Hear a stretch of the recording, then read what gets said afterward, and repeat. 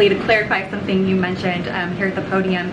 You mentioned about the president's statement, or what the president said on Saturday regarding coal. You mentioned a couple times, or repeated a couple times today, that those words were twisted. So who twisted them? Did Manchin twist them? Did someone else twist them? It's how it was reported out was being twisted. So if you, and I want to be really clear because this is important, if you read the full transcript, the president was very clear commenting on a fact of economics and technology, as it has been from its earliest days as an energy superpower. America is once again in the midst of an energy transition, and the president is determined to make sure that this transition helps all Americans, and he's been very clear about that.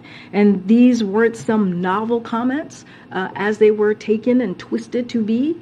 The president has talked for years about this energy transition and the need to support coal communities through it, and so it was twisted by many others, and so we wanted to make sure that there was some clarity. Okay. Matt, no, go ahead, Matt. Oh, sorry. You had mentioned just a minute ago about not reading out any bilats that are scheduled, but is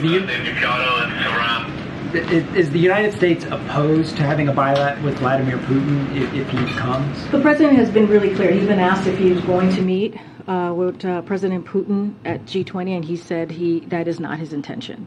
He said he would for E. Greiner, if I recall. Again, the president spoke to this. He was asked multiple times. I've been asked multiple times, and basically repeated what the president has said. He has no intention of meeting with President Putin. And then, secondly, President Zelensky of Ukraine has said that he won't come to the summit if Putin does. Has the United States weighed into that? So we've been very clear from this podium, very clear about if Russia gets to attend the G20, then so should Ukraine.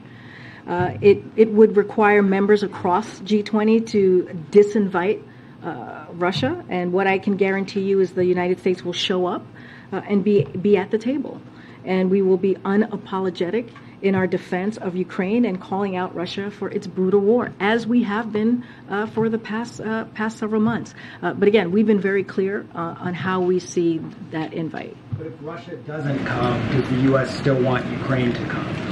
Look, that is up to President Zelensky and the G20. As I just said, that is something that the G20 would have to decide on. But we have been clear: if Russia attends, then so should Ukraine. Okay. Thanks. The president over the weekend spoke with the German Chancellor Scholz, who was just recently in China to meet with the Chinese president, and I wonder if you could tell us a little bit about whether you were briefed beforehand, you coordinated sort of the messaging of what you want out of this, as you know, democracies in the big battle against autocracies. It seems like you weren't surprised by Scholz going there, and whether you think that his trip was actually a success, what he got out of it. Xi Jinping seems like he criticized Putin not directly, but warned against nuclear war. Do you think that was a successful trip? Again, we're just not going to go into what a trip that one of our allies undertakes. Like, that is for them to decide and for their own reasoning to take these types of trips. We certainly are not going to comment about that from here. The Chancellor spoke to it specifically and directly, and so I would leave his words to answer that question for themselves, but we are certainly not going to comment about it. If you enjoyed this video, hit like and subscribe to our channel so you'll be sure to see similar videos from Blaze TV, with the added bonus of signaling YouTube that your voice and opinion still matters. And if you're looking for more great conservative content, check out one of the 2 videos suggested here. And let's go, Brandon.